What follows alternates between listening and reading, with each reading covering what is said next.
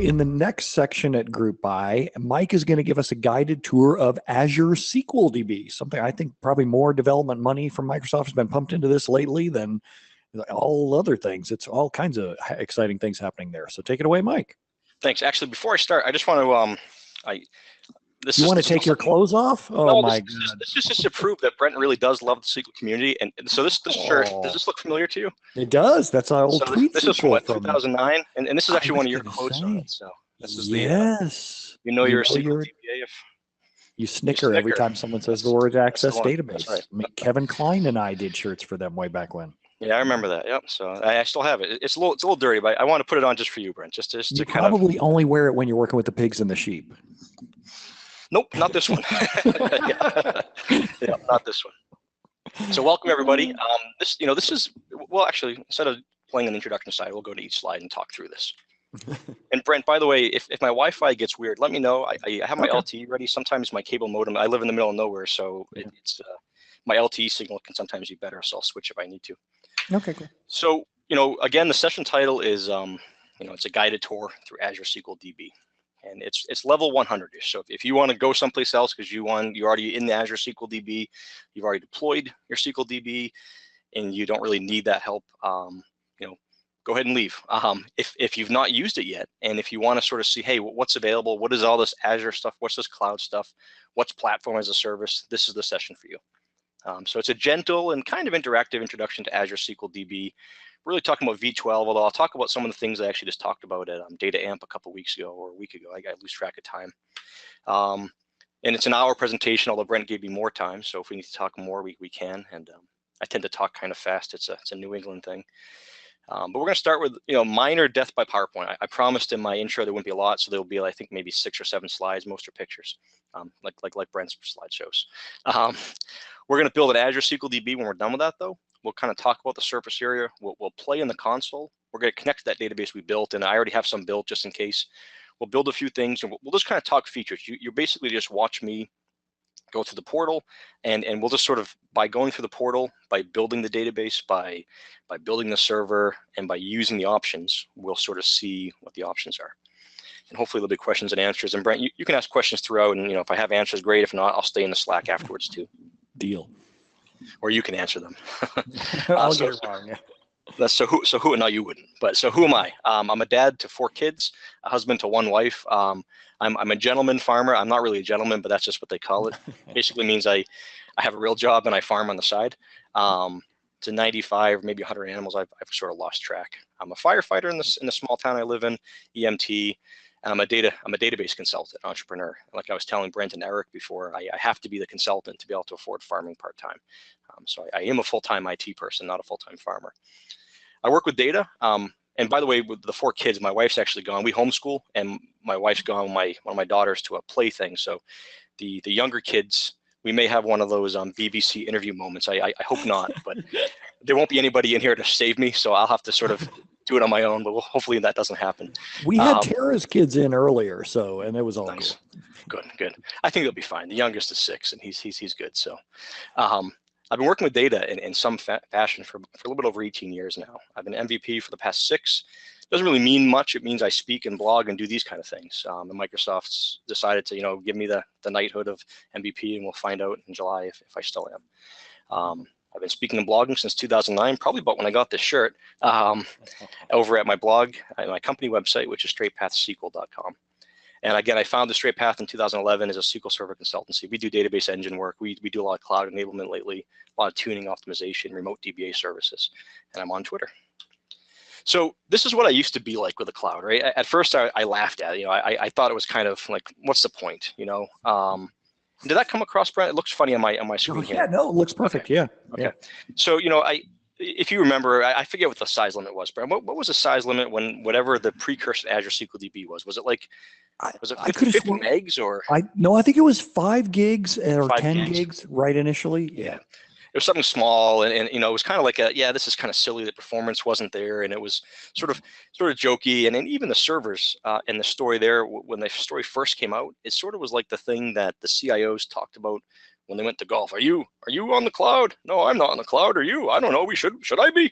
Well, CIO magazine said we should be, and people would ask you questions about it, but it was more like this sort of, what is this thing? So it was just kind of like a joke. Then I kind of got a little scared, and maybe scared is the wrong word, but Microsoft especially, and I'm a Microsoft data platform person primarily, Microsoft really, what, 2-3 years ago, Brent, they really were gung-ho on the cloud. You know, it seemed like they were sort of saying the cloud is the only story. Remember that? All in, all in. And you have to be all in, and if you don't do the cloud, you're not going to be anything to us. And finally, though, a couple of years ago, maybe a year and a half ago, really kind of around the Sterling and the V12 release of Azure SQL DB, and really around Satya's time, Microsoft started realizing, you know what? We'll take your money wherever you are. You can be in our cloud, you can be in Amazon's cloud, you can be in Google's cloud, and we don't care because we're going to get license fees, and we want you to sort of be where you need to be. So it sort of became this hybrid story and this what's right for your organization story.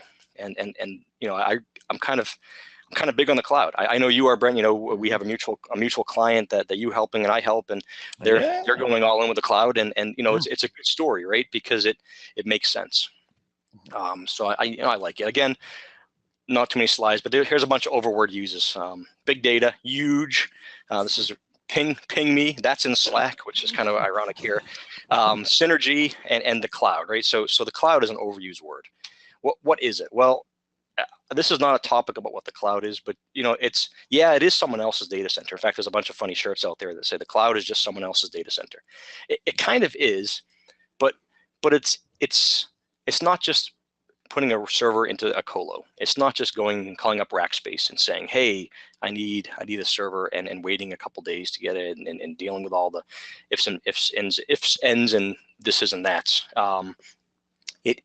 It's a server that it's basically the ability, it gives you the ability to host a virtual machine as infrastructure as a service, or host a database, or host an application in the cloud that maybe, you know, maybe you don't necessarily want to invest in the infrastructure. I think, Brent, you know, you're not part of the presentation, but I'm going to put you on the spot. GroupBy and a lot of sort of the tools that you guys have built, like Paste the Plan, you know, those are built in the cloud, right? You don't have data center someplace with a bunch of servers hosting things. No, think about anybody who's watching this webcast. If you were going to go start a business, do you want to go buy servers somewhere or build a data center? We can't afford to do it as small business people. Yep.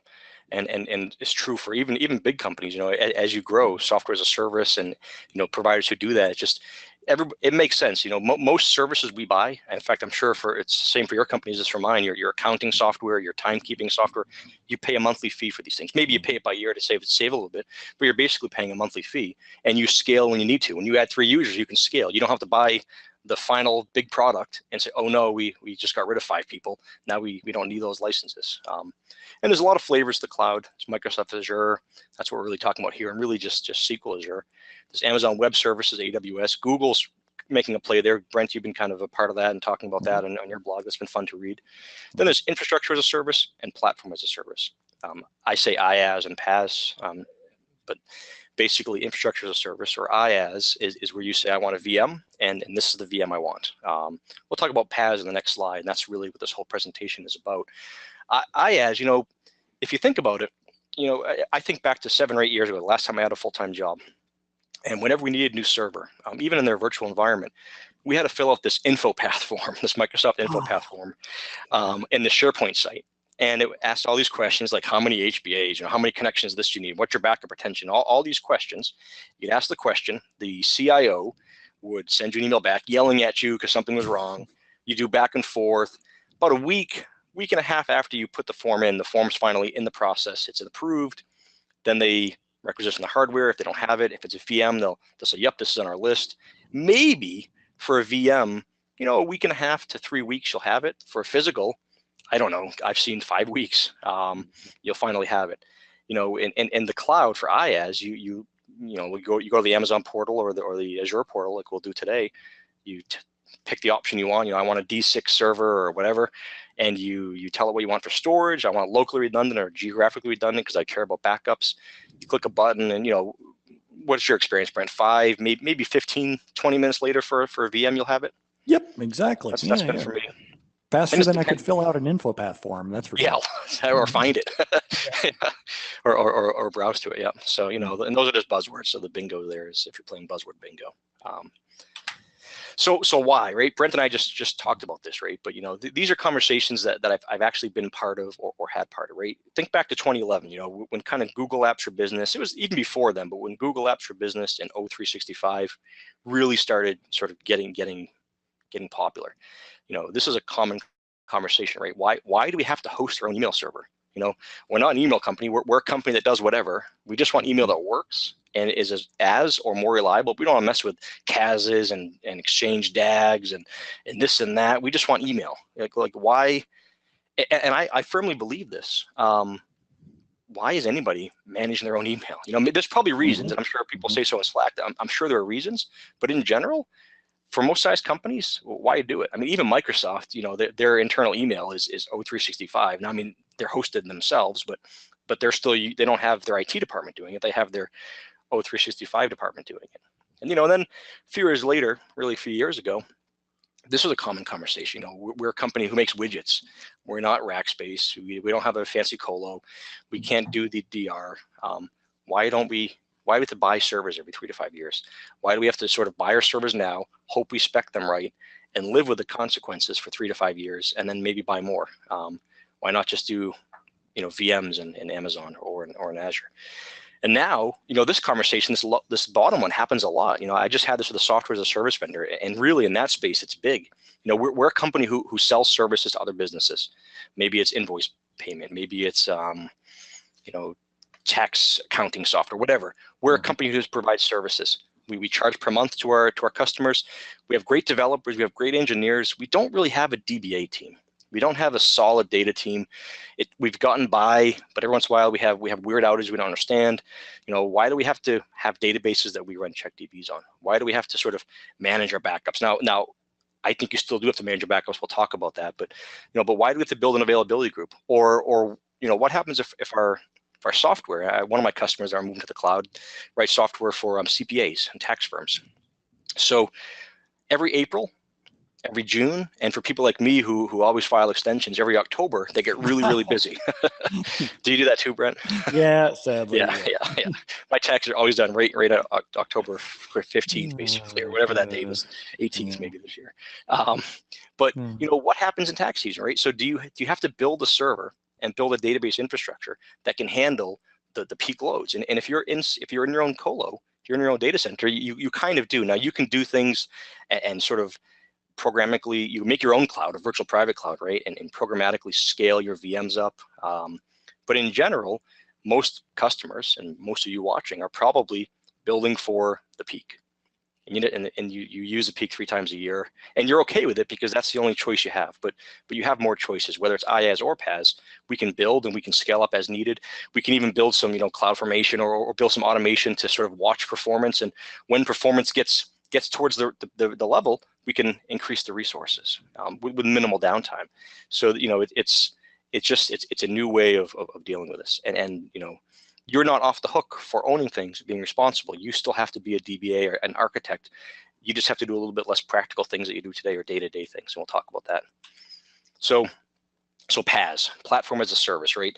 We're not talking about IaaS, so we already did an overview of that on the last slides. Basically, you worry about the data, which is what we should be worrying about mostly. The data is what matters most to us. I'm a database guy. Brent, you're a database person. We care about the data the most. The applications are important, but they're just ways to get to the data. Those developers, tell Richie, he's not that important. It's the data that's important. You worry about the applications. You worry about the architecture, the access. You worry about the budget. What is your budget? Microsoft or the last time I delivered this, I actually delivered it at a Microsoft event. So I made a joke on my slides. I said those other guys, but I have no problem. I have plenty of clients in Amazon as well. So Microsoft or Amazon or Google, they worry about the redundancy, the availability, even some of those pesky DBA duties, RAID groups, spindles, VMs, patching cycles, geo-redundancy, hardware upgrades, firmware, NIC configurations, upgrades, gluten allergies, and world peace. Although actually, Microsoft doesn't directly worry about that, but the Bill and Melinda Gates Foundation have divisions for that, so they're taking care of it. So, but what I mean though is, you're not off the hook. If I ask anybody in the Slack to just type out about an outage that you have in mind from somebody's cloud service, you probably say the S3 one that just happened. You might say the distributed denial of service attack that happened. So downtime still happens. Things still go away. So you're not off the hook for worrying about these things, but you're off the hook for some of the ways you can manage them. And let me say this: the S3 outage, people who had storage in Amazon's East region and West region for S3 had no problems if they had some process to sort of keep that in sync and have the ability to fail over, because it was a single region failure. So some people said Amazon's got it, and they didn't look into all the details and figured it was good. And figured, you know what, we're going to go ahead and deal with the SLA they've promised us. Some people said, I want to add some redundancies, and they built some redundancies. So you need to have that mindset, what I call the paranoid DBA control freak mindset. So in the ambulance, I'm on the volunteer ambulance, and we have a lot of trainings, and when there's EMS trainings, a lot of times we'll role play things. We'll talk about, hey, you get toned or dispatched for this call. A 62-year-old woman with abdominal pains, and you get there and you see these medicines, and then somebody will throw curveballs in. People just, while we're talking, we keep throwing curveballs in until we finally, we pictured, hey, here's all the things that could happen. Here's what we're going to do. You have to have that mindset as a DBA or an architect to sort of ask what can go wrong and get ready to deal with it and then take care of it. But some things like, the backups really do work. There's long-term backup retention, although like many things that we'll talk about today, those are in public preview. So, we'll have to we'll talk about that too when we get into the portal. But, a lot of those things like the check DBs, even some of the index tuning we'll talk about, there's automation there. Now, is it perfect? Can that system tune an index as well as I can, or as well as Brent can, or Eric?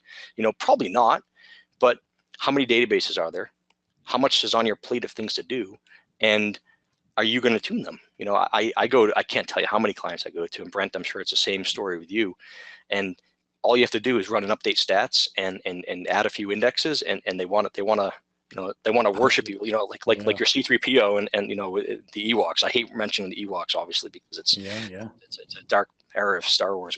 But like the Ewoks, right? You're like, who is this mythical person who saved the day? And all you did was add a couple indexes because you just don't have the time. And it really does work. And by the way, that feature is part of SQL Server 2017. So even if you don't have PAS, some of the PAS features and some of the PAS automations coming. The recovery advisor you see in SQL Server, where you can pick a point in time and recover in that pretty little GUI and pick your time. That's a that's a cloud kind of thing as well, and it's in the product, right? So a lot of those things we do are sort of moving about. So let's just explore. Let's see if I can get into the console here and see if it works, and then we'll come back to the slide. If we don't come back to the slide, I'll make sure we get this. So just a couple of resources. Actually, we'll talk about it now. Docs.microsoft.com. It's basically, it's Microsoft's documentation site. You'll see they actually have some pretty decent documentation about a lot of this. As of last week, Tim Radney actually published a new Pluralsight course, which I watched. If you haven't noticed, I talk kind of fast. Tim's from the South. It's like about 2.5 hours material. But if you watch it like 1.6, 1.7x, I can still follow along. I got done in about an hour and a half. And it's pretty good class, actually, really good class. So I recommend that. And a lot of you, if you have MSDN or various offers, you probably have a Pluralsight subscription already. Andy Mallon has a blog post out where he talks about what a DTU is, and he kind of maps it out. It's not perfect, but it's good, and we'll talk about that and reference that. And next week on my blog, next Tuesday, I'm going to have a post and sort of start a series starting with these building blocks and kind of building and inviting you to join along. I'm actually going to create a Facebook group as well and have folks join that. And if you've not played with Azure SQL DB, jump in, start playing with it, and we can kind of ask each other questions as you're learning and as you're growing in the product. It's not for everybody, right? We're not going to talk about all the unicorns and the bitter hard reality things here. I want to try and keep the slideshow piece down, so I really cut my slide deck up. But in some of my posts, I'll talk about that, right? You can't just take the AdventureWorks database and migrate it to Azure SQL DB. There's a lot of features that are not supported there that won't come out. So there's gotchas. This isn't the answer to everything. We shouldn't, I shouldn't just go work on the farm full time and find some other way to pay my mortgage. The Azure SQL DB is not taking over all the jobs, but for a lot of people, this has a good application. And so we'll kind of go into the portal and talk about that. Can you, how does, I'm not sure how that looks, Brent, because I can't see. Perfect. No, okay. You're totally good. One of the things I love about presenting online is you don't have to worry about zooming. Yeah. No zooming. I saw Steve zooming in, so I wasn't sure if that was because. I was like, whoa, he's a professional. Yeah, I'm not. So I mean, I can if you want. See, I can zoom in. You're good. I can even do Control-4. I can even, I can do it. Whoa. I'm gonna leave now. Mic drop. It's hard to do a mic drop when you have a headset on. Headset drop. I'll do that at the end. Throw. Yeah. So if you're taking this and you've been in the Azure portal, well, this next little bit may be a little bit of a review for you. But basically, this is the Azure portal. So I'm logged in. I'm using my Mike Straight Path SQL account. So I have a bunch of other accounts, but this is one I can use for demos and dumb stuff like this. No, this isn't dumb, but demo stuff. Non-production things like this. What you see, this is the new portal. This is the ARM portal. And it's I don't necessarily love the way it's built, and you'll see in a second what I mean as the windows keep showing in. In fact, I love presenting this way, because when I do this presentation on a screen, behind me, the resolution always stinks, and you have it just looks ugly. But here I'll have my full monitor, so it shouldn't be horrible. But we'll close things, move things around. You have this little Azure Service Health that shows you all the data centers and they're healthy. I don't know if I've ever seen non-green checks. I don't know if this is actually like a, I think it's just an image. I'm not too sure, but I've never seen anything other than green check marks across the board. So either it's they're following up with their 99.99% guarantee, or I'm just not on it enough to find the red regions. But everybody's good. It's all green. And there's a bunch of options on the left. I'm not going to talk about all. We can see our billing here. If we click on billing, we'll you'll see what I mean about the portal, right? So it opens up and it'll show us sort of what my billing is this month. Oh no, yeah. I have free credits too, but I was playing with Elastic Pools for a client and using my portal. So last month wasn't bad. Actually, I had one, I don't know if this ever happened to you, Brent, but I had a really expensive Amazon bill once when I was doing some AWS testing a year ago. Oh yeah. And, when you leave something by accident. Yeah. Yep. Do you still have that little button you use to turn your Amazon off? It's right by my light switch as I come and leave the office. Yeah. Nice, very nice. Yeah, so that's important to make sure when you're doing demos and tests to kind of turn it down. And if you have MSDN, there's a good chance that you might have some credits here. If you have a Microsoft support contract, you might be able to get some credits. If you're just a human being and you're unaffiliated and you just want to go to portal.azure.com, sometimes you can sign up for a trial. Microsoft's really trying that whole Philip Morris thing to get the kids trying it out first, and get people hooked, and then hopefully there's no any lawsuits later. But that's what they're trying to do. So you can get a trial, and I encourage you to get a trial, and you can even build some really small basic databases for $4.99 a month. I think is the least expensive. So it's good for you to learn it, and if nothing else, if you're watching this. Yeah, I just happened to look down at the Slack. Jeff Rush said they store the green checkmark images on AWS S3. It's a funny story about that. Actually, I'm pretty sure that, Brent, you can back me up on this, but I think Amazon never was able to sort of give the status of S3 because Amazon stored all of their S3 status images in their S3 bucket. Yeah. Yep. So that bucket was down and nobody, we have no problem because we can't tell you about it. It's null. The status is null. That's not a good sign. But anyway, I digress. I happen to look down at the Slack down here. That's your job, not my job. But it's good. It's good. Multitasking is good. Yeah. Yeah, except when you're presenting. But basically, where was I going? See, that's why it's not good. So here on the left, we see a bunch of options. Right? I showed you billing. There's a help and support where you can actually put tickets in, and you get subscriptions, and really anything you can do in Azure, you can do here. You can. There's applications. There's various services you can use. I'm not trying to show you all that. We're just talking about SQL databases. So here I can click on New, and I can get a drop down on what to create, or I can just click on SQL databases. This will bring me to the SQL databases that I already have, or I can create a new one. And I have a few SQL databases already, and we'll kind of use these in that whole cooking show thing. So these are already built, and we'll go to one. But we're just going to create a SQL database, and again, this is sort of a guided tour. So this may be a strange type of presentation. I'm just going to use the portal. So you're going to watch me staring at my monitor while looking at me, and build some stuff here. So a couple things to kind of talk about first. well, actually, we won't talk about here. We'll talk about the next one. I'm just create a database name. We'll call this GroupBy. That's very creative of me. Look at you. I'm using one of my subscriptions. I have 2 pay-as-you-go subscriptions. This is the one that has the trial, and I want to use that. I like you all, but I don't like you that much to spend all that money on you. There's this concept in Azure, and really Amazon has it too, and I haven't played in Google. I'm sure Google has it too, of resource groups.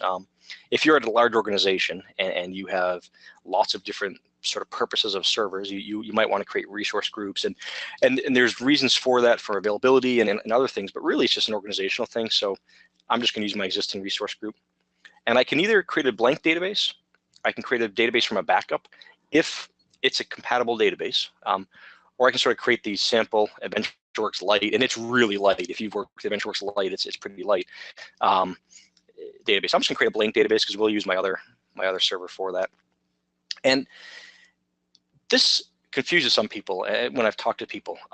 We have to have a server. Every Azure database has to live on a server. You don't have to create an Azure VM, so you don't need any IaaS, infrastructure as a service, to support this PaaS database we're creating. Microsoft behind the scenes is effectively creating a server. You know, I really wish this were termed container maybe.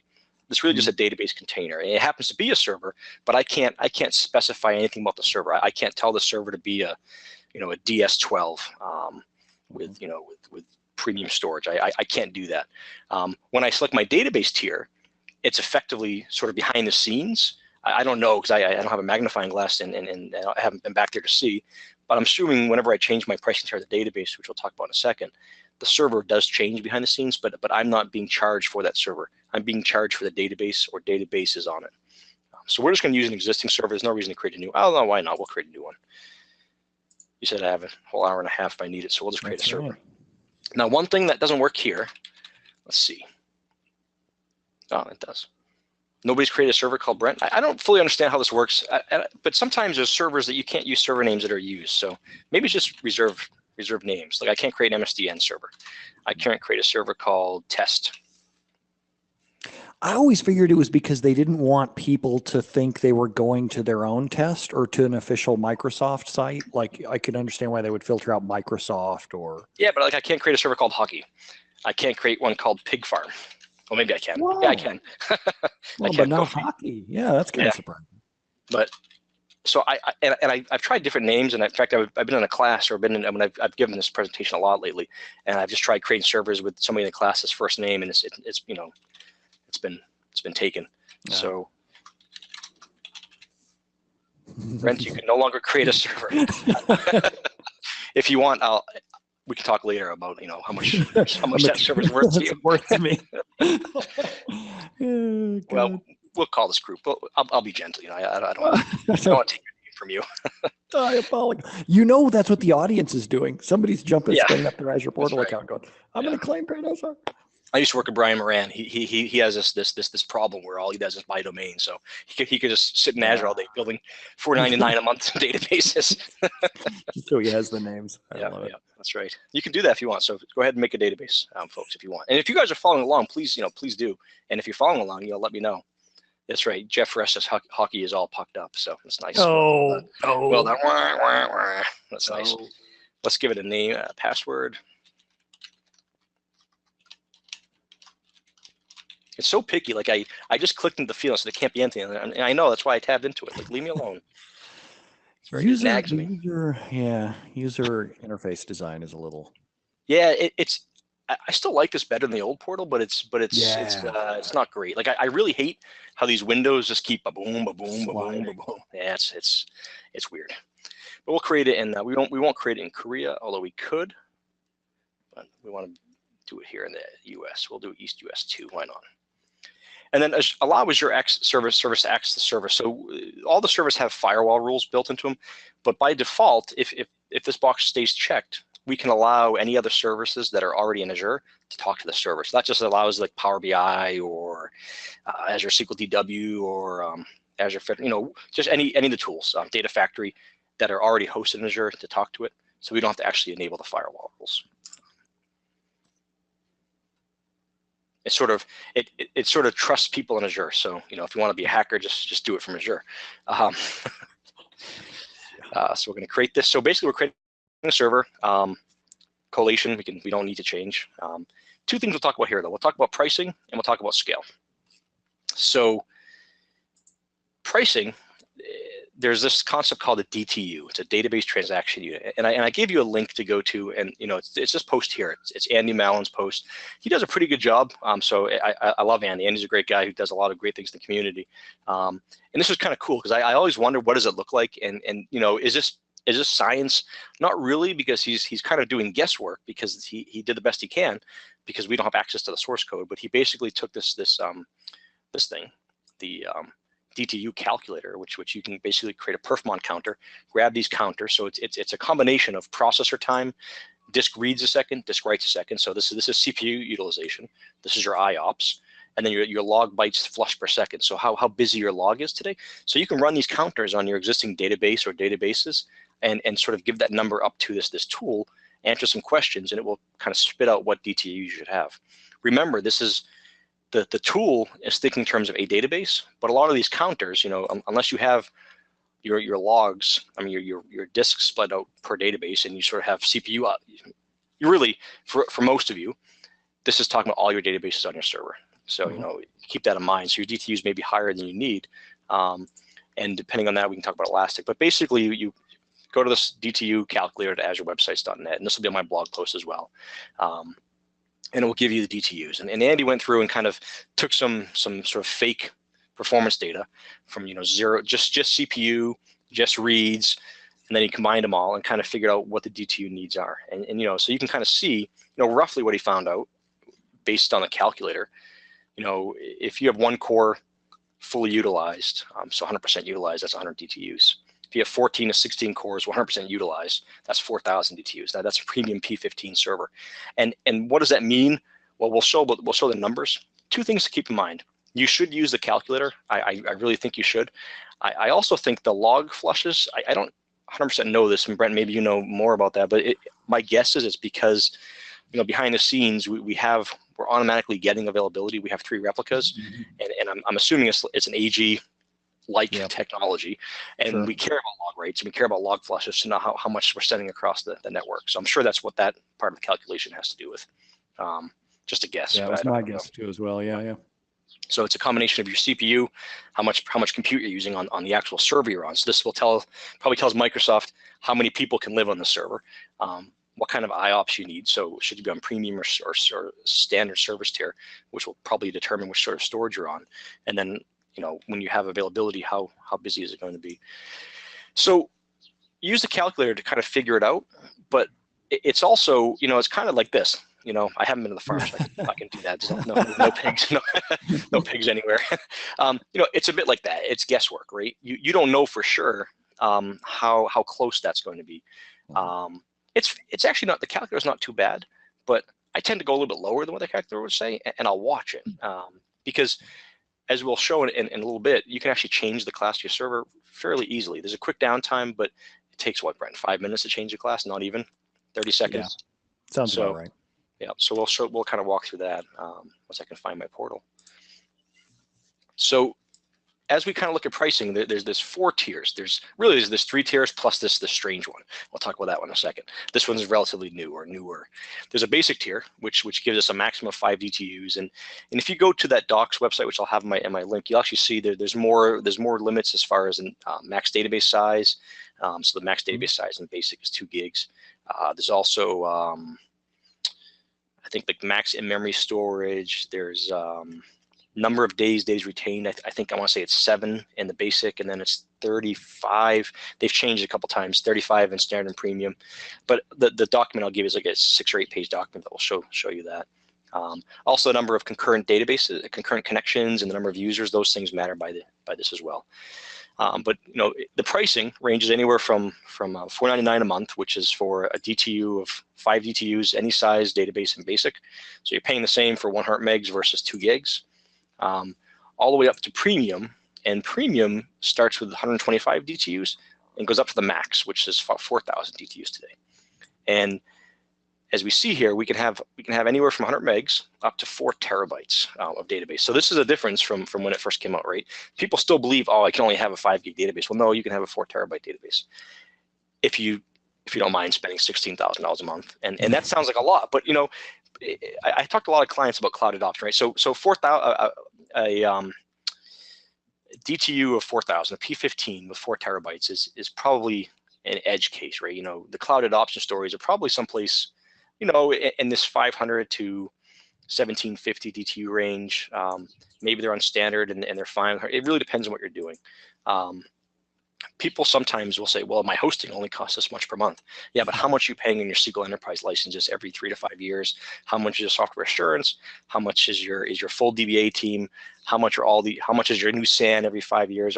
All these things you have to take and sort of do the amortization and divide it and say, all right, well, that's my true monthly cost. Your monthly cost is not just your rack space, power, and lighting bill. If it is, then you better not ever move from that arrangement you have, because it's amazing. You're paying $2,000 a month for whatever you want is what people think in that case. Then there's Premium RS. Premium RS, and I'm not going to click apply here because that would be a very expensive hour. But Premium RS it gives you up to the 1,000 DTUs, and it gives us good storage, but the cost is only $930 because we have a limited availability guarantee. So instead of being able to say we have a 99.99% uptime guarantee, and instead of sort of being that synchronous style failover, we might lose some data. We might be at asynchronous failover. So I wouldn't do this for your production CRM system you're designing and selling, or for that app we talked about earlier for the animal sharing app. That sounds strange now, but out of context. But we're gonna be rich, man. we're gonna be rich. It's the Uber. We were talking about making an app before the start of it. The Uber of the pet industry. If you don't want to have your own pets, but you want to be able to have a pet every once in a while. But anyway, you know, I wouldn't use it for your important mission critical service, but for testing, for maybe doing a data load, this is a fine place to be. And you can swap between these. So we're going to be, we'll do this. You know, again, I like you guys, so I'll spend $10, $15 a month divided by the hour I'm talking to you. It's not going to hurt me that bad. So I picked my service. I've named my database.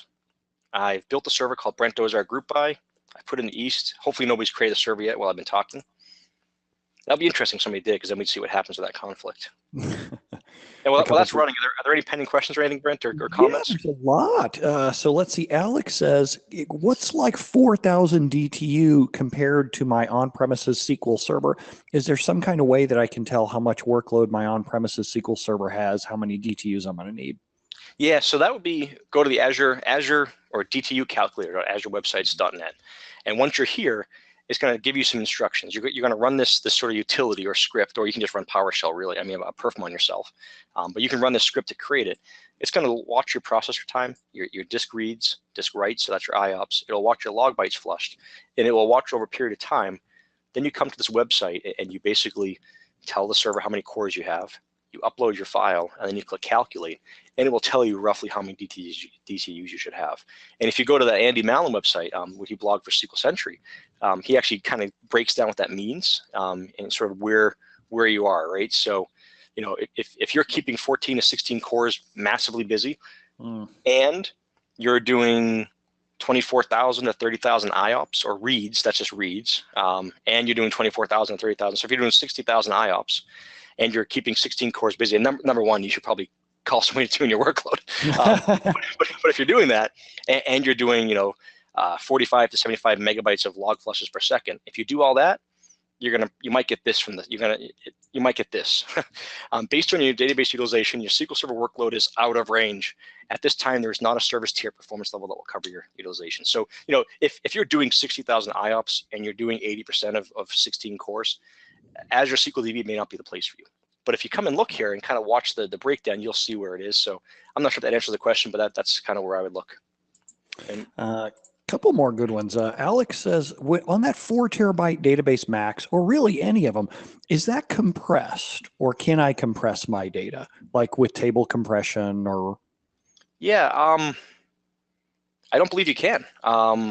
So I think that's the raw size, and I don't think compression is a feature in Azure SQL. I need to look at that. Brent, do you know if it is off the top of your head? I didn't either. No, Yeah. I was like, I've never thought of that. And generally, so the gotcha with that you would just need to think of is there's a CPU offset with that. So just make sure that if you have queries that are ugly enough that you're worried about compressing data to fit it into 4 terabytes, you probably have CPU issues that you're going to need to worry about as well. It's a great point. And actually, if we look real quick to the pricing calculator here, I have to configure a couple things. Let's just say I want to see calculator. I'm not really going to create it. Now I can do this. If we look at the calculator and watch this, so if we go to premium and we go to 4,000 DTUs, and we wait, we're paying $16,000 a month for 1 terabyte. We're paying $16,000 a month for 4 terabytes. We're paying $16,000 a month for 250 gigabytes. We're paying $16,000 a month for 500 megabytes. So what I'm 16,000, yeah, 16,000. So what I'm showing you here is all these tiers today. Microsoft did talk about maybe sort of separating these a bit, and I think in the future, I hope they will. A lot of people are complaining about that to say, what if I want to have high performance but only 500 megs? It's silly to pay $16,000 a month. Like most people probably would not be economical to go here for that. But you need the performance for a small database. Really, you're paying for compute power. You're paying for networking, and really that's the most expensive resource in the cloud. The storage is they found the magic way to make storage relatively cheap, inexpensive. So Dana says compression works. We use it on our Azure SQL DBs, so that's cool. Perfect. Thanks, Dana. Appreciate it. You want to keep going with a few more, or keep going? Sure. Yeah, I'll go with a few more. We have time. Yeah. There's Astaway says the challenge in Azure for me is that it changes too frequently, and it's hard for me to predict what I should do next and when. Yeah. So, I hear that, but it does change frequently. But typically, when it changes, there's some new feature being added. If you built an Azure SQL DB a year ago, 2 years ago, you would still be okay. Like they're not taking features away from you. Now, a lot of features, as we'll go to see in a little bit here, and we kind of walk through our server we just built, are in public preview. Public preview, I tell my clients, this is not past performance doesn't mean future results. So don't sue me if don't take me as gospel truth here. But if it's in public preview, I tell my clients it's probably a safe bet that it's going to become a production service. They're just they're kind of giving themselves a little bit of a leeway on availability and service. So that's what I would do. Oh man, so many good questions here. A couple of them are really super specific, and so I'm going to hold those for later. Yeah. GLBY does say the Azure DTU calculator, if I've got something other than English, if I've got like Spanish language on my OS, it doesn't seem to work. I would submit something at connect.microsoft.com or call support, because it should totally work in other languages. I bet it's just something we're missing there. It's a buggy thing, or just kind of come here and go to the help and support and put a ticket in. My unsafe data will be discarded. That's fine. I don't want to build a 4 terabyte server. Just make sure it really will be discarded. Okay, yes. No. And another thing, once you build a server, the terabyte, you can't go back unless so you can change your class and change your size in any kind of Azure SQL DB you want. Once you go to a terabyte or bigger, you're committed. You have to destroy your server and start over if you want to change it. So they're probably doing something with dedication there is my guess. I don't know what they're doing, but so this is some support forms, but in here you can also put a support request in as well. I want to show you. So I would ask that question there. And I think, did Steve answer a question too? I saw him say that Connor mentioned something. Yeah, just saying that Microsoft has said, hey, Scouts Honor, we're not going to take anything away from you anymore, which God bless them. It makes sense. Yeah. And like we said, they're adding features that, it's different than it was 3 or 4 years ago. So it's a solid and safe place to be. And by the way, while we were talking, that deployment succeeded. So I lost track of how long it took, but let's say it took 5 minutes. Let's be crazy and say it took 10 minutes. So 10 minutes, we had a database and a database server deployed for us. And if we click here to our SQL DBs, we'll see, we won't see it. Why didn't I see it? Well, hit refresh. Hit refresh.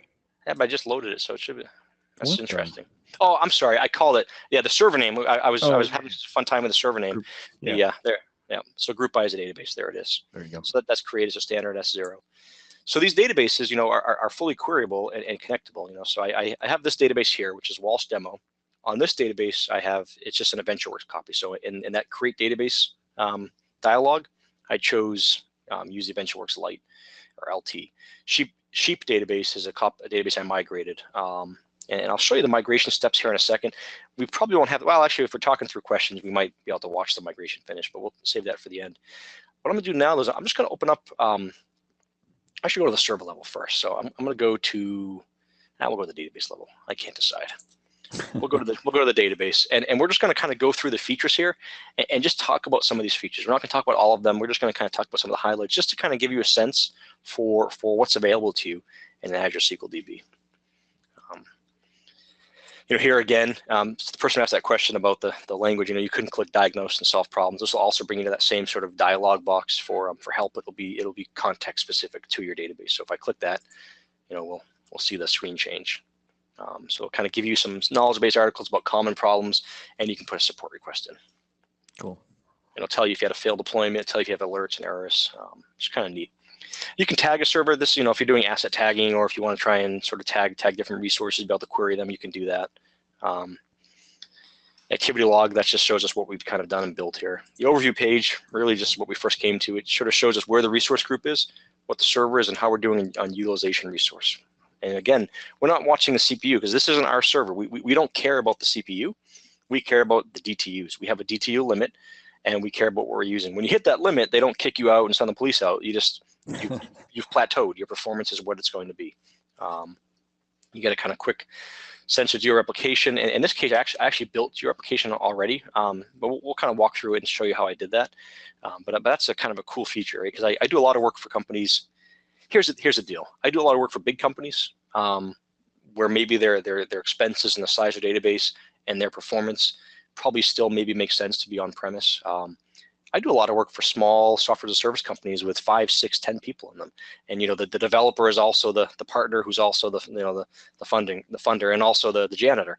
That's a very common startup kind of mode, and they want things like availability because they know they need it. They know if they have an availability problem, their users will complain, and they'll go to social media, and they'll be the new United, and they can't handle that. So they need availability, and we can build availability groups for them. We can build various DR scenarios for them. But if I want to build DR here, I can just click Geo replication and wait a couple seconds, and I can say, and I've already built it, so it's kind of I'm taking away the fun. But let's say I wanted to, I want to say, oops, that was weird. I must have clicked. That was very sensitive. That was weird. Unless you're controlling my screen, but I must have clicked. I did it again. Nothing. That's weird. I'm literally not clicking anything. Fun with web browsers. Yeah, I love it. No shift or enter keys on my 16 keyboards are enabled, so I don't know what the problem there is. But so what I'm looking at in this map is a region that I can pick as a target region to share availability with. I can make this anywhere I want to. So my server's in the East US, this server, and I already built a secondary in the West, but let's just say I wanted to build a secondary in the West US too. Now these secondaries are readable, and see, non-readable is available until Monday. It's not available after April, allegedly. We'll see if that's still available or not. But I'm going to make my secondary readable. I'm going to build a server. So again, remember, this is not really a server. This is not a VM I'm building. This is a container. So I have to build a container because I have no container in West US 2 for Azure SQL DB. So I'm just going to call this West US 2 GroupBy. And we'll just do the same. Oh, I don't care. I'm never going to connect to this. We're going to destroy it before I connect to it. Perfect. So I'm going to select this, and that's going to build my server. And I'm not talking about elastic pools yet. We'll talk about that in a second. But the pricing tier, I can choose whatever pricing tier I want for my secondary. So, but you notice it can't, like if I'm in standard, I can't go to a premium, as you see. If I'm in premium, I can't go to a standard, or if I'm in a region that doesn't support it, I can't. So I can pick. In this case, I think I have a standard, probably S0 in production because I'm cheap, as you guys already saw. I save all my money for grains for the animals and hay. So we'll be spendy, you know, make an S1. So I'm going to make my DR server bigger. So I made an S1, click apply, I click OK. And up here, this is that little alarm bell. You'll see sort of this is a notification of what's happening. So here's our database we built earlier. And if we just wait, we'll talk, and actually we can even answer a few questions here if you want, Brent, if there's anything worth answering right now. I'll go into Slack too and answer in chat. But in a little bit, when this deployment window says we're done, we're going to now have a synchronous pair in WestUS 2. So we just built an AG basically with that click. And it's suddenly now it's just a matter of getting approval from the boss with the credit card. Yep. Alex asks, is there some sort of backup to Glacier or some kind of slow offline or cheaper storage, or how much are my backups going to cost me? Yeah, so the by default, your sort of your default normal daily backups, whatever you want to call that, they don't cost you anything. Whatever tier you're in, you're getting that 7 days or 35 days of retention. If you want to do long-term data retention, well, that actually we'll close this and kind of show you. That's a good question. If we want to do long-term data retention, that is not here. That's at the server level. I always get that confused. Yeah, that's not here. That's at the server. Plus, it doesn't help that they move things continuously. Yeah, I know. That's, yep, and then the portal. So, and see, as I'm trying to click back here, I'm looking at all of my resources, but I'm not. Come on. Sometimes I have to just do this. There we go. And we'll just go to, I think it was Walsh demo is where we're talking. So we're looking at the container or the server, and we're looking at the options for it. So if we look at long-term retention here at the server level, again, some of the cool things I'm going to show you, or I think are cool, are, so by the way, that our AG is built. So that was 2 minutes, 3 minutes, and our AG is built. So like Brent said, all we have to do is just get more money to spend on the credit card. Now we now have a replica in WestUS 2. So if something happened to their data center here, we're up and running. But basically, this backup service here is a preview, and I've already accepted it. The preview says, hey dummy, this is a preview. Are you sure you want to put your important 10-year backups here? You can store here, and it will tell you, you pick the databases, and you can basically configure your retention time and the policies. I thought it gave you the pricing here, but maybe it doesn't. Maybe let me look in the vault here. Yeah, I have to create the vault. So I don't have a vault right now. Can I create a vault? But it's an option that's built in. It's an option that's built in, but there is pricing, and I think you'll see the pricing there. But can you take that SQL backup and sort of put it into something else? Yeah, you can effectively script out your database or create a backpack of your database and put it someplace. But that's kind of will it save you money going to Glacier? Yeah, sure, maybe. But what's the cost here? So I guess I'm curious. A couple people on the Slack channel are in Azure as well. I'm curious if what they do for sort of off Azure backups and what they do. If anybody has any tips, I'm curious what they do. And then there's one. There's a couple more, but I'll save them. Go ahead, keep going. Okay. Yeah, so we've basically we've already built our AG. And by the way, we didn't have to do anything for HA effectively. We already had HA. Everything in every SQL DB has the 3 replicas. Microsoft gives you a 99.99% SLA, so that's 57 minutes of downtime a year, sort of out of the box, if you will. So if we now go back to the database, so close that and go back to all resources. Yeah, forget it. Let's do it this way. It's hard to close windows and change things in the portal, unfortunately. So we go to our primary database here. Just kind of continue down this. And again, I'm just going to show you some of the things we can do, and then we'll kind of open up the questions. And we'll build an. You guys can all laugh at my Power BI skills. Yeah, thanks, Steve. Yeah, I saw that. Yeah, so all of this is available. Everything we're doing, we can do in PowerShell. We can do command line interface. I'm showing you this way, and that's just how it's going to be, Steve. So you can turn your camera on and argue, but I'm going to show it here. Someday when you grow up, and I'm joking. But it is all. But that's a good point, though. All of these things are done in PowerShell, and in fact, everything we've built.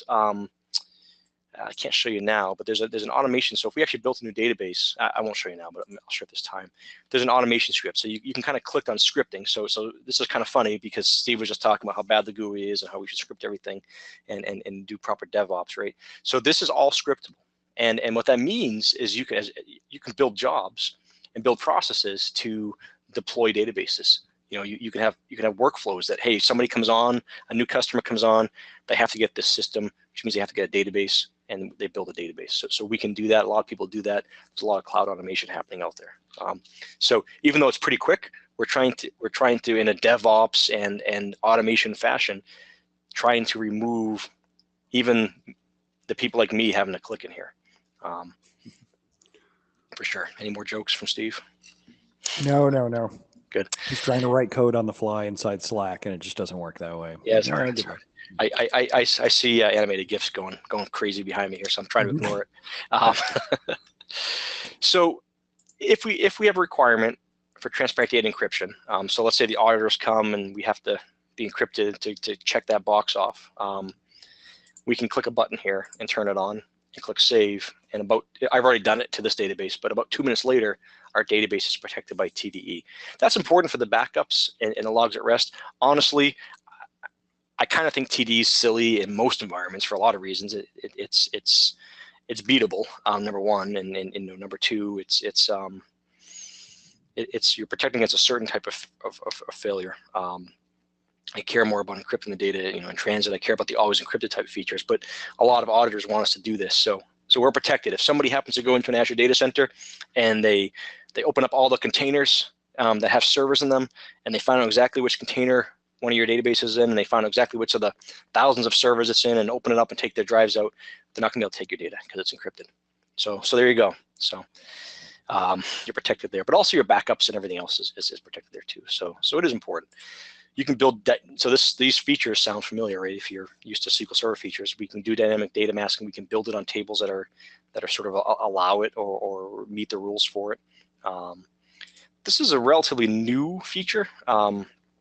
Unfortunately, I always tell myself I'm going to keep a demo around longer to test this, but you can turn on auditing, and one of the things that comes with auditing is threat detection.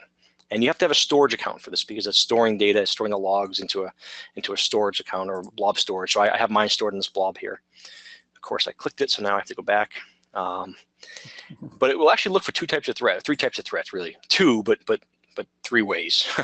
SQL injection attacks, it can find patterns that sort of match SQL injection. Is it 100% perfect? No, it doesn't replace your need to sort of do things, do your own pen tests and do your own processes, but it can look for vulnerabilities and actually find SQL injections. Also, it can look for anomalous client logins. The problem is all these things, including the tuning I'm gonna show you in a second, they're built off of machine learning, right? So you have to have some data and some history to sort of make the tool work. So I actually tried building history. I should actually make a PowerShell script to, in all honesty, or some sort of automation, or have Richie write me an application.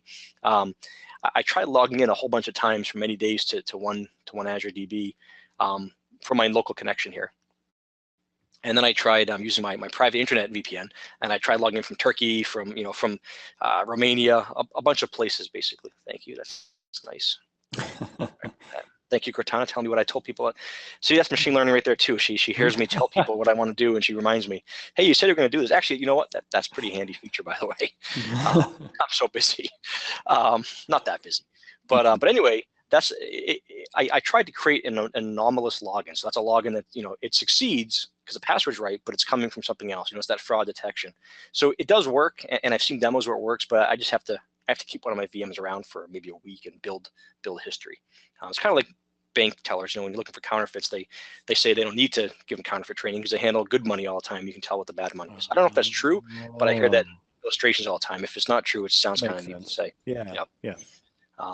So if you by learning what's good, you know what's bad, and the machine learning will do that for you. So we can change our pricing scales. So if I said, you know what, I wish I didn't. Yeah, that's fine. I wish I didn't build the server this way. I wish I went to, and this isn't available because now we're in a globally redundant. We have replicas that are in a different data center, so we're in a standard there, so we have to stay in the same class. But I can change. I can increase my DTUs, or I can just destroy my AG by clicking a few more buttons, and then come and change my process here. So again, it's a few more steps, but it's not really that many more steps than nothing. This is really easy. If you want to do that with an actual AG, change your class of machine, and destroy it and build it. That's a consulting engagement. Yeah. So if we go back to the database here, here's the automation script. It just disappeared. There it is right here. So this is the script that we could basically take and wait, and we can use this and add it to a library and basically build our server, and then we could deploy it. We can use tools to automatically deploy it. We won't do that now, obviously. And I clicked the wrong X. See, I've been using this portal now for quite some time, but I still do that. I don't know if I'm the only one that does that, but probably not. Yep. We can build some alerts. We can set alerts up. I won't go into that, but there are some alerts built up. There's some diagnostics things we can do. There's a performance overview. This does not replace all the performance tools, but it's kind of neat. You can sort of see. We don't have any activity here. I haven't really put workload, but we can see our DTU utilization. We look at resource health. We can sort of just see the generic status of our databases and stop touching the mouse for a second. There it is. So look at our history. Tell us what's going on. Query performance insight. I may have an old query here. No, I don't. I do. As you run queries, you'll see sort of, none of my queries are bad, but this query is run 288 times. So what was it? I can click on this. I can see it's this query right here. So this is some internal query, obviously, but it's not hiding itself from us. So I can see what this query did. And this query didn't do anything. It just happens to be a query I can look at. So it's kind of cool. It's built off of Query store. Query store. Thank you. It's getting late. It's built off Query Store. So it's looking at the same data as Query Store, and some of the Query Store features are here. This feature scares people. If you've ever used the database index tuning advisor, or DTA, let's see how you can keep that poker face up and going here. I can't. SQL Server is notorious for over the history of it, giving us some really horrible index suggestions. So while I've made most of my consulting money in performance tuning engagements adding indexes to clients, I've made some of it removing, name of index, missing index, blah blah, sysname with the brackets and everything, and the whatever you call those. I've also made money removing the DTA indexes. Not much. I've made more adding indexes. Here's the deal. This is not the DTA. It has some of the same genesis, but it makes kinder, gentler, better indexes. And I've seen it make good indexes. Can it make bad indexes? Sure, but so can you. So can I. Brent, you probably can too. Maybe not. Oh yeah. Yep. And so can your developers, and so can your managers who have access to the SQL Server and shouldn't. And here's the other thing. How many databases do you have? How many databases do you look at and watch the queries of? If we think about where the database space is going and where the DBA role is going, creating indexes is kind of a silly thing for us to be doing. Now, at development time, at design time, sure, we should create sensible indexes. We should have a rule. Like Steve should never apply a deployment or accept a deployment if those primary keys he said the tables must have don't have indexes, and if their foreign key partners don't have indexes, he should say nope, I reject it, and he should build rules to reject it. So we should still do that. But as people use the system, I can think of one great customer, and this is one we both work with. They have, they're a ISV, and they sell their software all over the place. And it's so customizable that you can create your tables however you want to create them, whatever data type you want. You can have your own different templates. You can create them from different templates. And you may have 200 databases on a server, all active with different users using them in different ways, asking different questions of the data. If you have the time to tune those all and look at them intelligently and say, oh, this needs an index, and add it, then go ahead and do it. And that's all you're going to be doing. Like your job is basically not a DBA, it's index tuner full time for that kind of environment, for some of the biggest companies using that software. This tool is a pretty good tool to add indexes that make sense. And it doesn't just add the indexes, it has to learn about your usage and watch for a while and then add it based on the machine learning. It's new, it's still learning. If we're allowing SQL Server to receive our data, if we're allowing Microsoft to receive our metrics, it'll learn when it makes mistakes. You can also automate the drop index, and you can basically keep the tuning on, but keep the index automatic creation off and get the insights and get the advice and see what it would have done if you want. But this tool really does work. I've seen it work. I can't show you my customer data, so I don't have any data built, but I've seen it work, and it does work, and it makes decent indexes. Sometimes it misses, but I like this feature. You know, if you want to restore, I'll show you a restore, and then maybe we'll kind of stop for questions, and I'll kind of show some Manual Studio. But go ahead for questions. To do the sales pitch, how much does checking that box cost of auto tuning? Like, you mean in terms of what you pay per month for having it? Yep. Nothing. Yeah. So it doesn't cost you anything to click it exactly. So it's cheaper than calling you or I to come in and add indexes, right? Not a lot. So you still should call us, but you know, it's please call us. But it's a tool in your toolbox, and it doesn't cost you anything to try it. That's a great point, Brent. I like that. That was a good question. That was that was a question with a statement. That was well done. I had something here, and we were giving things away. I'll give you some maple syrup next time I see you. How's that? Oh, right. As long as it's not any of that kombucha, I'm good. No, that's her own experiment. She can do what she wants with it. I stand ready to get the ambulance if I need to. But anyway, if we go back to a database, I'll pick the sheep database because we're talking about the farm. If I want to restore my database, I'm in the database. And again, yes, I can do this with PowerShell. I can do this with the command line interface, but I'm not going to. If I want to restore my sheep database, I made a mistake. It was, I was up late last night with lambing, and I typed something in wrong. I want to go back to, this is all UTC times, by the way. So just keep that in mind. Most of the times you see in Azure are UTC, so do pay attention to that. Let's say I want to go back to Thursday, whatever. Yeah, so I'm actually at the current time, so I have to. That's stupid. It didn't give me the time change dialog, so we'll just say.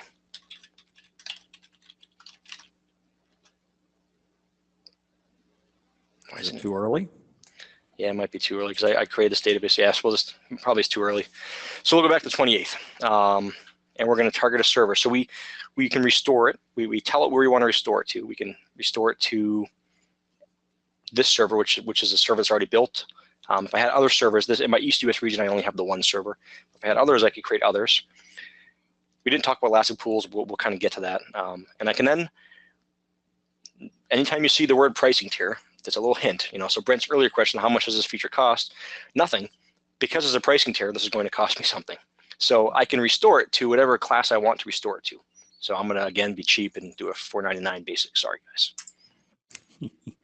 And click OK. And I have two options. I can restore all of my database, or I can basically create a new database. And I'm going to create a new database that has the timestamp of when I'm restoring to. But I click OK. And then if we look up here, in a little while, we'll see the restore done, maybe 5 minutes. So that was pretty easy to do that restore. You got a couple of questions on that automatic tuning thing. Matan says, does it have any intelligence as to when it's creating indexes, like away from maintenance or away from peak windows?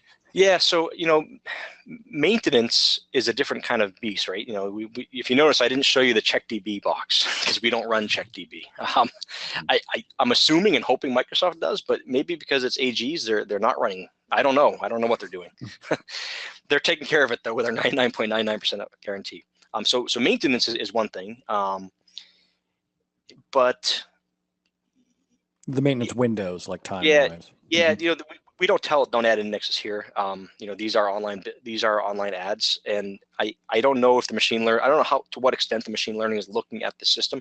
I know it doesn't create them when DTUs are high. I've seen it create them when DTUs are low, but I don't know enough, and I haven't tried enough to see what really happens.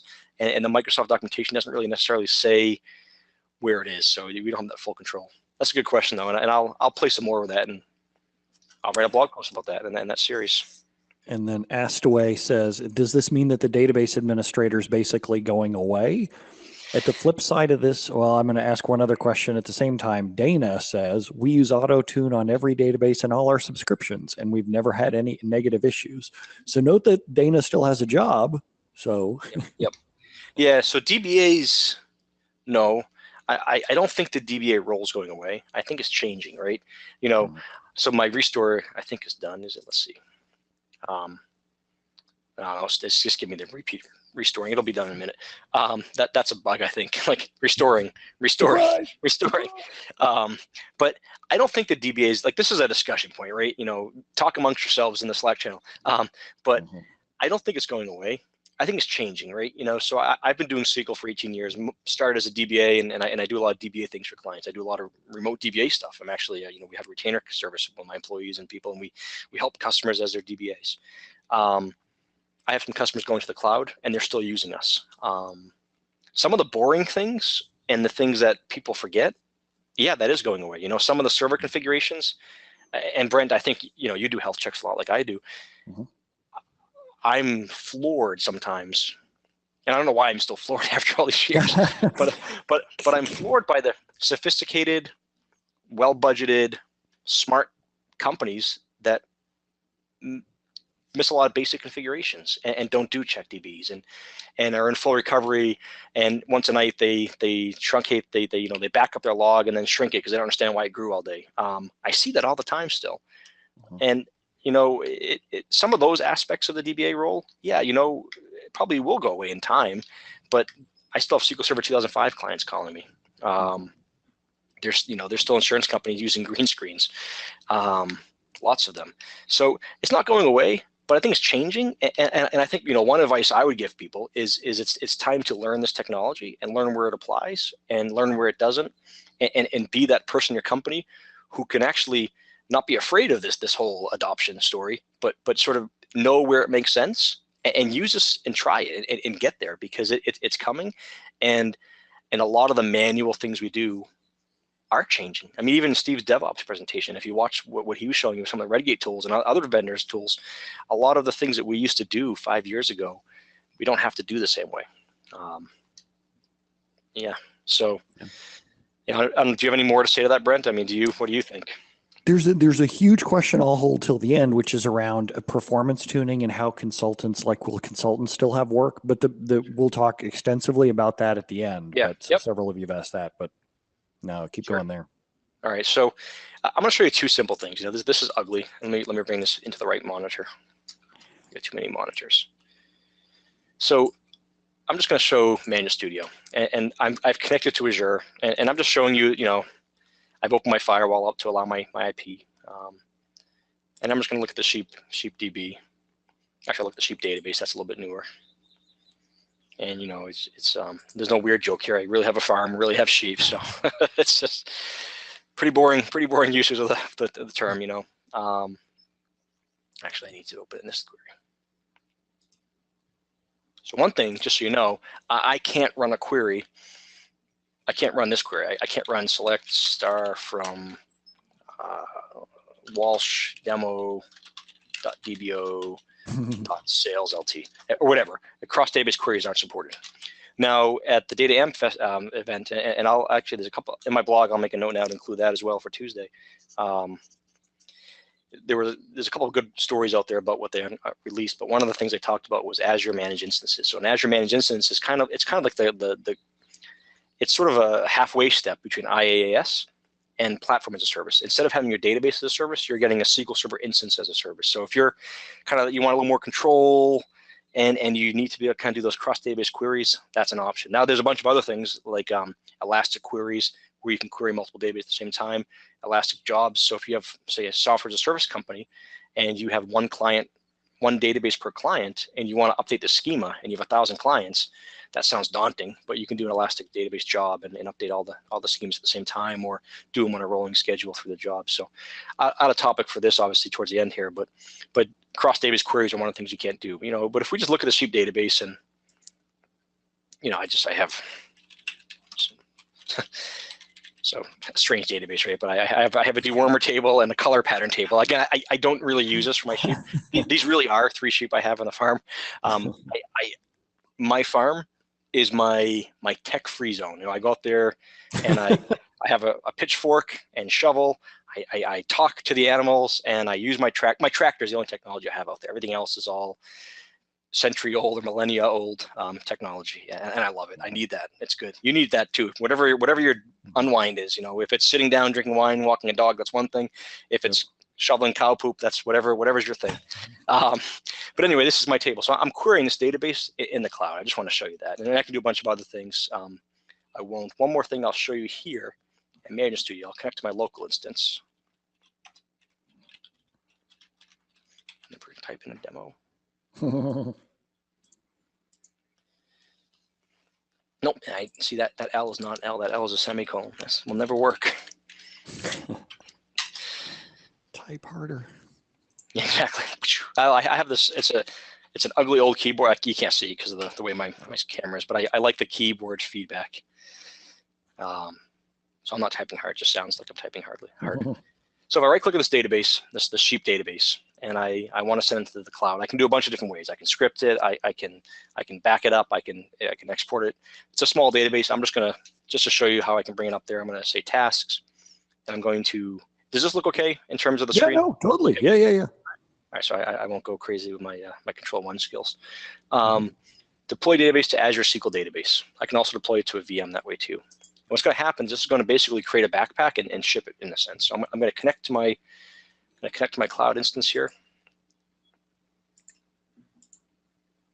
We'll give it a new name. So there already is a sheepdb up there, so we'll call it sheepdb2.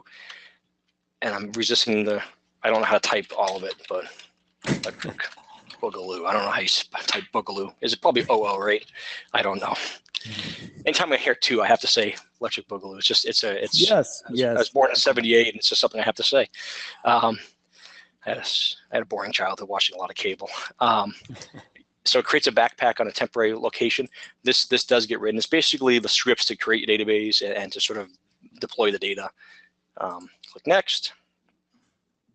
You wait and wait and wait, and we won't watch this get created. This may be created while we're answering questions before the 4 o'clock, but I don't want to.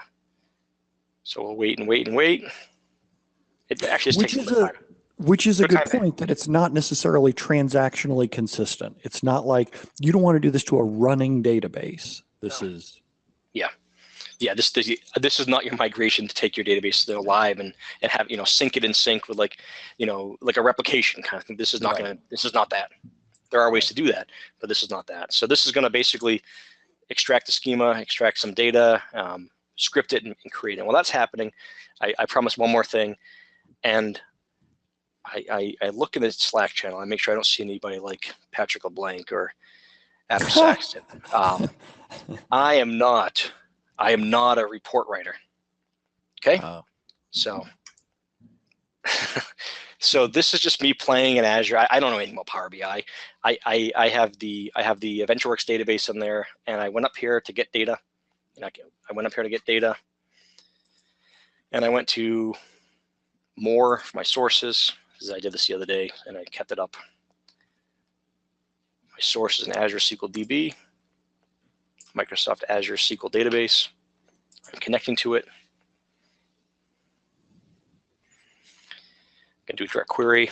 I type my server name in. I'll do it. No, actually, I won't do because we're running low on time here. But I type my server name in, and I say direct query, and I click connect to the database, and all these tables are now here.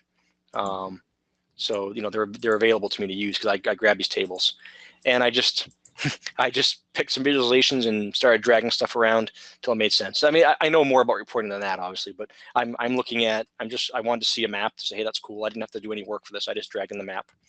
I want to see a pie chart and see, bike sales or VentureWorks sales of anything per city, see which cities were the busiest across the globe. I put a slicer in to be able to slice and see what happens when I do, and unslice, woo. And then I took categories, and I did categories, and I think can I do that? Yep, I can look at categories in just a city. So I can uncheck that. I can see what categories are popular in Monrovia. I don't know because it didn't list, so there must be no category. It's so small you can't see it. So the point though is that I'm using the Power BI desktop. By the way, you can't use Power BI online to Azure SQL DB right now. You have to use Power BI desktop to create the reports. But I clicked in here and I created some really ugly, sorry reports. You can do that too. And if you're a reporting person, you can create even nicer reports and more sensible reports for your data. You can write R queries, you can do whatever you want. So this, basically in an hour and 20 minutes, I joked around with Brent a little bit. I had some problems with the portal. And I clicked around talking to you people. I don't mean you people in a bad way, by the way, but talking to you people. I talked to you all and kind of walked you through what I did. And I built a database container. I deployed my database to it. I started querying it. I built an availability group effectively. I built 2 different availability groups, or I had 2 different replicas in 2 different locations. I set some long-term retention up. I set up my index tuning wizard to tune indexes for me, and I'm done. Now I can build my access and connect and all that. And I'm right now I'm migrating my database, and that might even be done as well. And it is. So I've also migrated my really small sheep database up there. So that's that. And the main point here is just to show you, if you've not played here, it's not that scary, and you should really explore here because, I mean, Brent, if you had to break it down, would you say, are you at the point now where maybe 20, can you say 20 or 30% of your new clients or more are doing cloud stuff? So it's probably 20 to 30% for me. Yep. None of it's Azure SQL DB, but I think that's mostly only because we don't blog about it. And so it's not like people come to us and find it, but like 20 to 30% is a safe enough number that Tara and I were even talking that Tara's going to an online AWS class just because it's like, why would you not at this point? We get so many of them. Yep. Makes sense, yeah.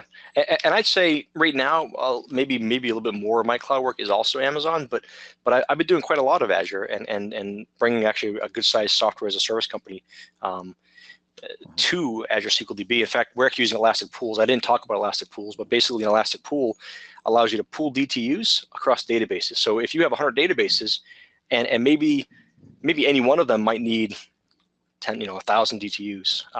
But not at the same time, and just you think about think time and how people use the system. You have multi-tenant application. We're building one DB, one Azure SQL DB per tenant, and we're putting them in Elastic Pools. So they pay for their max level, and everybody can kind of scale around it, and it's just a little more flexible for them. So it's a pretty cool story.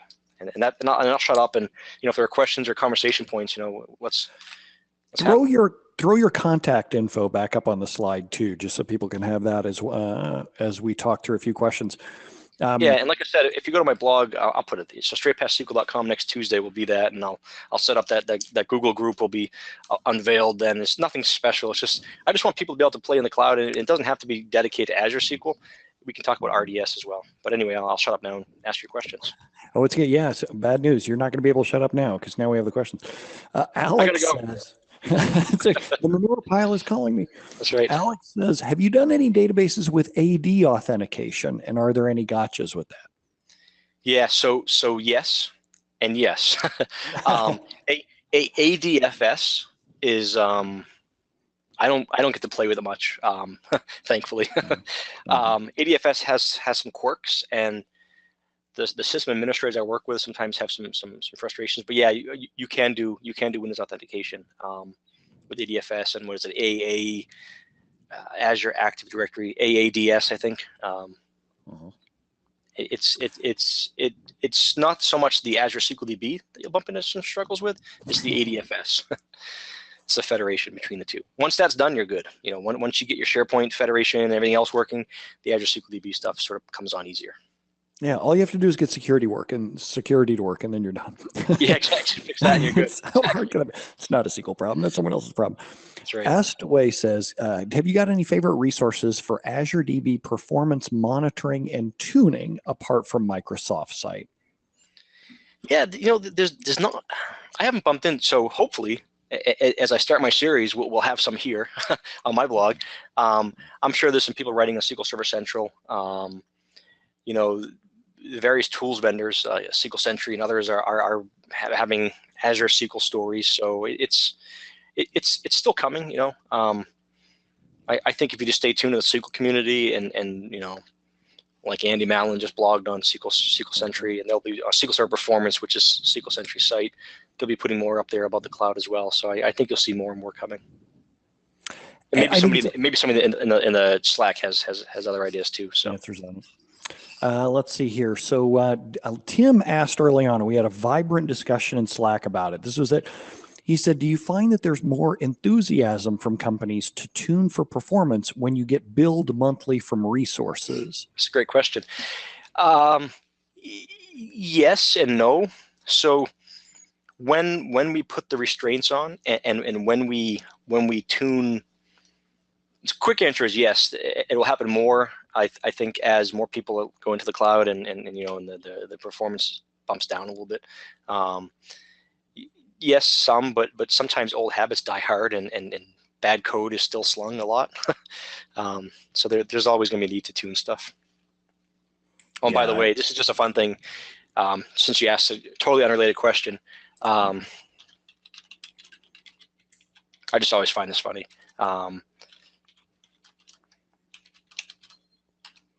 There are 20 trace flags. So in your Azure SQL DB, there are 20 trace flags enabled, and the vast majority of them are undocumented. I just find that funny. Like, Wow. they're probably documented someplace, but not anywhere I have access to. Right. Well, you got to imagine half of it is feature flags that they're turning things on for, you know, specific customers in advance. Yeah, it's just that was funny, but totally unrelated. But just somehow that question made me think of that.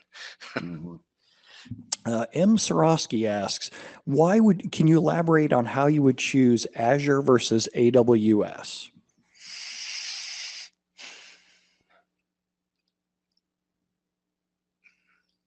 Sure. Well, he thinks I'll give our.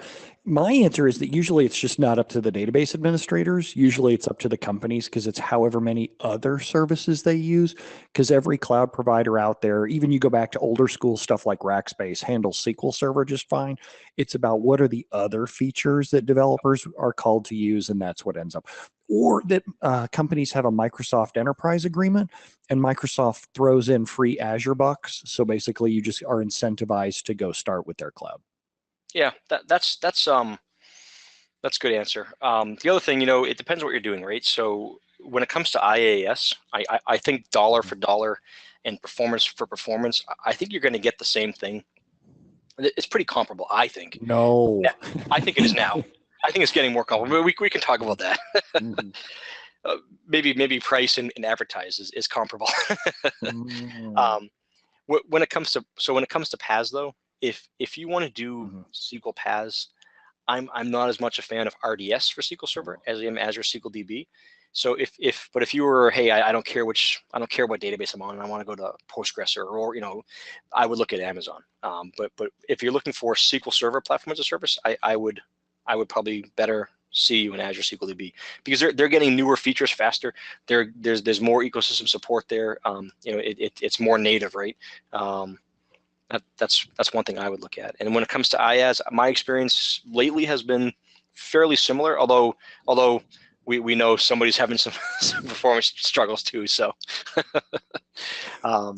yeah, I know performance. You frog each other so fast. I mean, everything changes so quickly.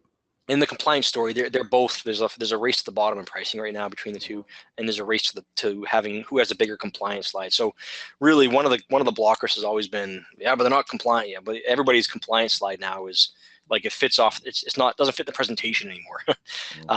You like Grandma Flo's certification for, you know, apple pies is probably, they probably have now, you know, so that's not really as much of a blocker.